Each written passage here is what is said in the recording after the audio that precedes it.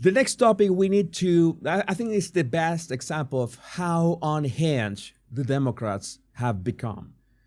Because we are talking about DJ Daniel. DJ Daniel is a 13-year-old boy, because he's just a boy, still a boy, has undergone 13 brain surgeries because he was diagnosed in 2018 with brain cancer, and he was given 6 months to live. And he is still here with us. He's he's a total fighter. He survived cancer. It was quite the ordeal, and not even for DJ, the Democrats could clap or say something or react in any way. So for them, all of them, even a 13-year-old boy whose dream is to become a law enforcer, to join the law enforcement, not even for that, Democrats reacted. But you have to try to, try to guess what is going not only through these people's minds, but hearts, if they have a heart, if they have some kind of soul.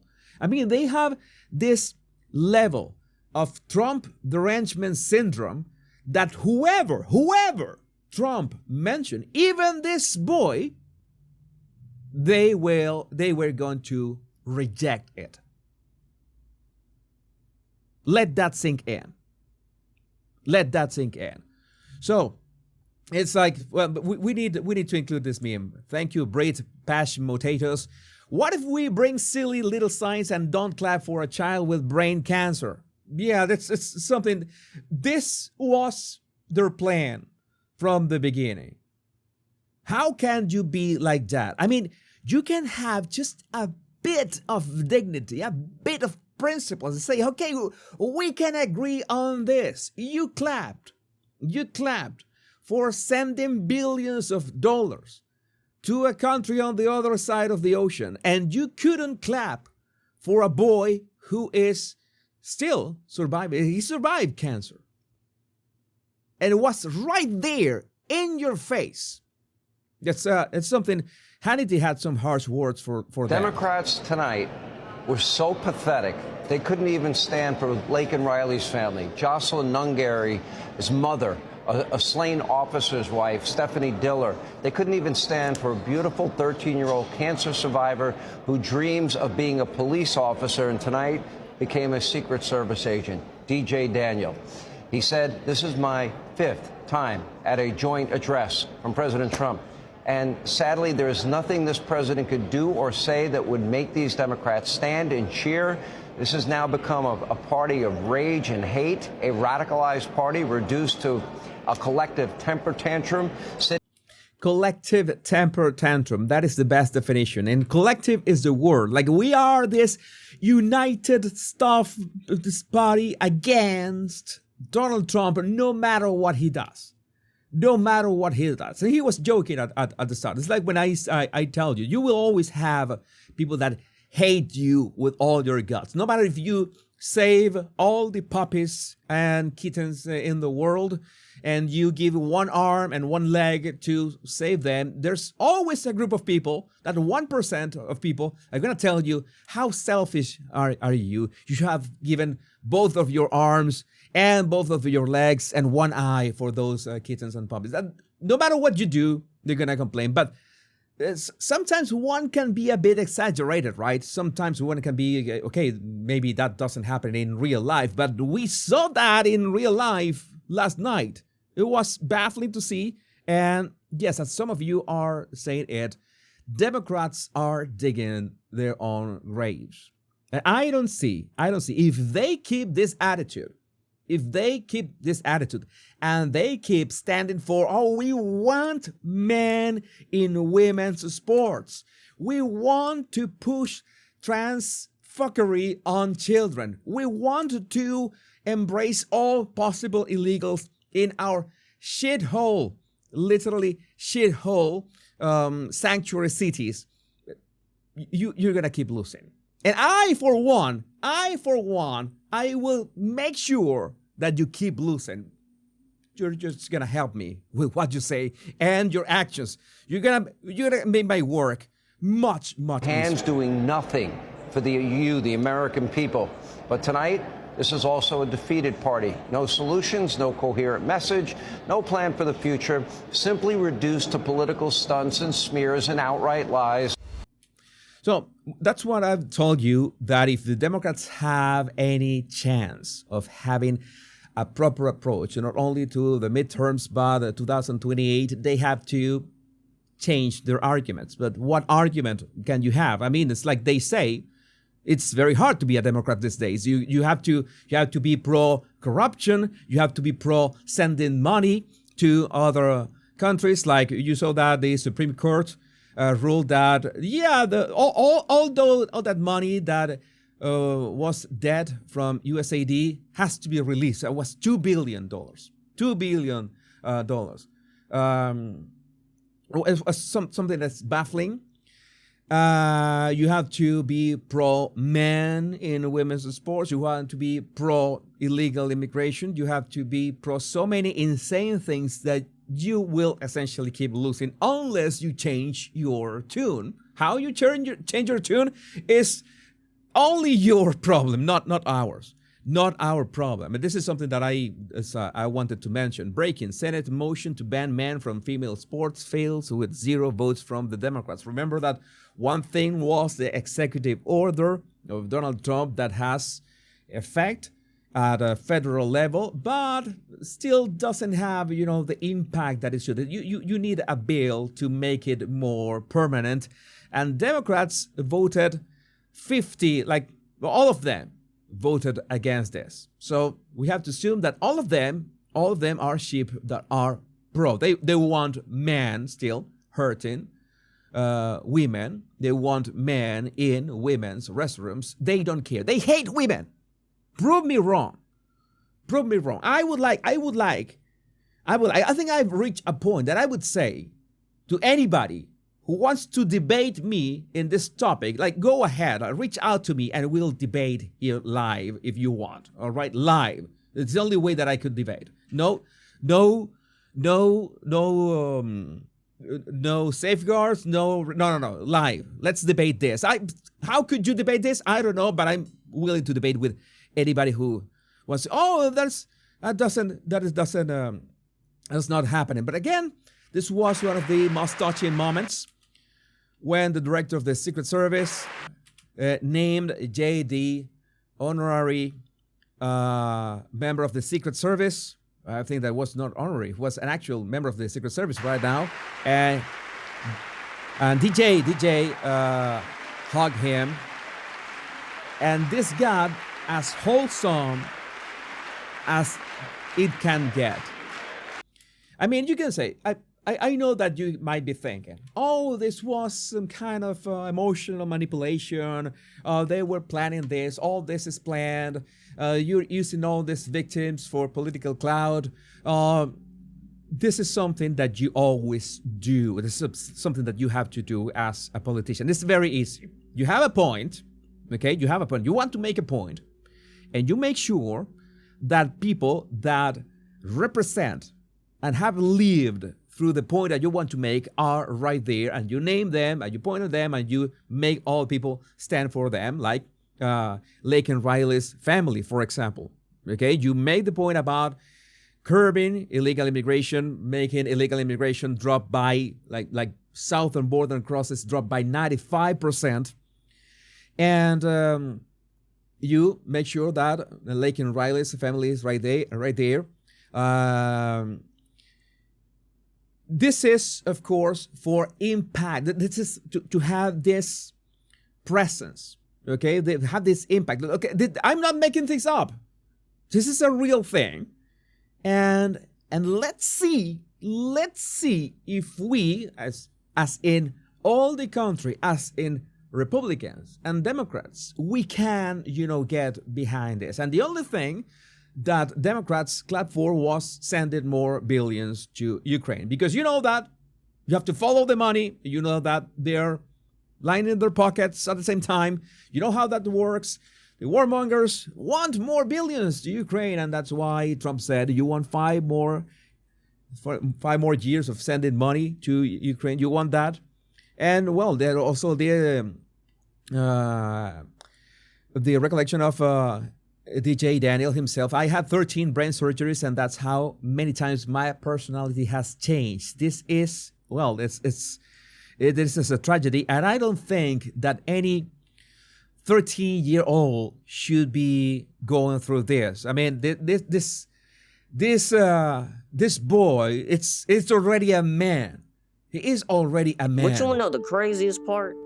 Because my mom bathes me and my brothers all together, and out of nowhere I locked up, and then my dad was calling my name, and I started going to the slow thing, and he said, "Stop playing with me," and I started to act. I ain't gonna lie, I started to act slow, and then as soon as he said that, we was speeding all the way, running lights, going to the hospital, and then next thing you know, I was seizing on the table. They said, "Nah, we gonna have to go in his brain tonight." Ever since then, I had 13 brain surgeries, and that's how many times my personality has changed. And that's something that you don't hear from a terminally ill child. They have 5 months to live. I'm gonna keep on going until my gas tanks run out. Yeah, it's something to keep on going until my gas tank runs out. Imagine that.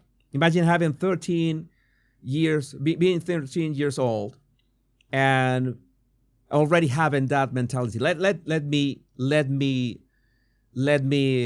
see how long can I go. And this guy is a fighter. And that's when God calls you home. You never know when God's gonna call you home. I wouldn't be here if it wasn't for my dad. I know he's pretty proud of me, and I'm pretty proud of him too. And I'd like to thank President Trump, because if it wasn't for him, I wouldn't be here today. It was so amazing, and in many ways, Kang Min Lee, I have to mention Kang Min Lee. He has a nice thought about this. This was an incredible, wholesome, heartfelt moment. But Democrats couldn't even stand to celebrate Trump helping a child battling brain cancer. Don't let these sick people ever gaslight you about caring about unity ever again, because they are not the party. Does that sound like the party of joy? Does that sound like a party of joy? That is full on hypocrisy, right? That's full on hypocrisy. That's why what I tell you. Imagine if Kamala had won. Imagine if Kamala had won. Was every single vote counted? And when I tell you that there are little demons just walking among us, we are talking about this. Tim Pool, she says this, I don't know who she is, but this is despicable. She says she hopes the child doesn't, delete himself. What a vile, disgusting thing to say about a child. I mean, what?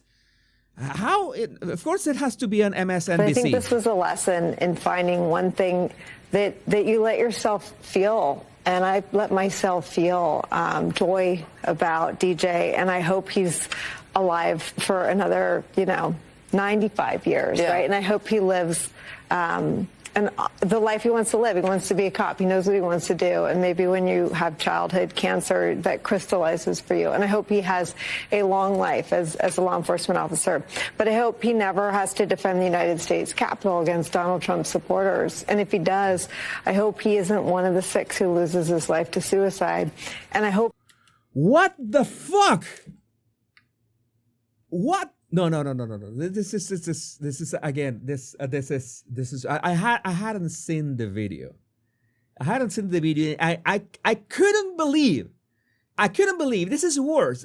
Let's politicize the boy who survived brain cancer, and at the same time, let's hope that he doesn't, delete himself. How? I sincerely hope that all these demons, at a minimum, lose their jobs. That's the minimum thing that should happen. I hope that MSNBC ceases to exist because of this. They lose all audience. That's the minimum. I've told you, I'm never happy. I am never happy. Thank you, J.E. May. for the name Nicole Wallace. Nicole Wallace, I'm going to tell you the same thing I said about Joy Reid. I will never, celebrate somebody losing their job. But in your case, I would be glad to make an exception because that is the least thing. That is the least thing. You should be exposed. You should be exposed. What a demon you are. And I hope he isn't one who has to testify against the people who carried out acts of seditious conspiracy and then live to see Donald Trump pardon those. I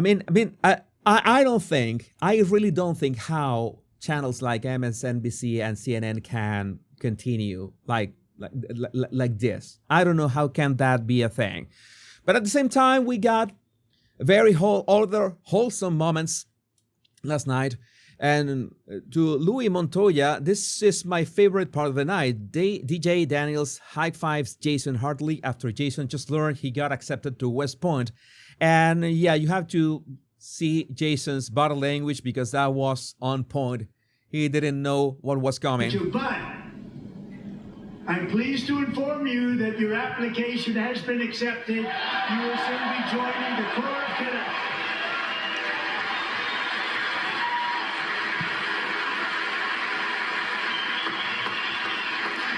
Here comes DJ.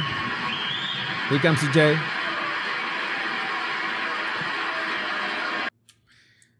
How wholesome can this get? How wholesome can this get?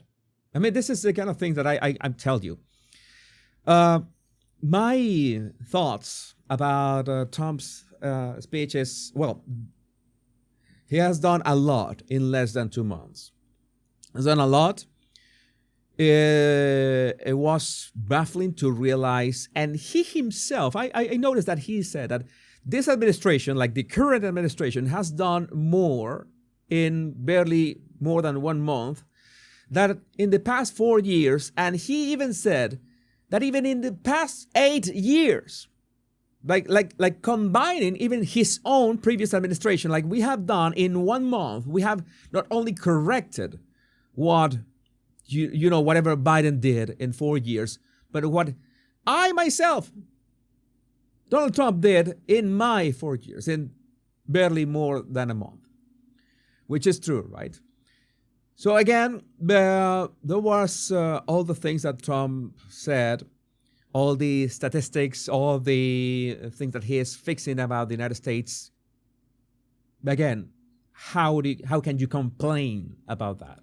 How can you complain about that? Yeah, Lulu, I forgot to say that, yeah, my golden tie was for the golden age for the United States that is about to start. How can you be against all that? How can you be against investigating corruption, prosecuting corruption, ending corruption? How can you be against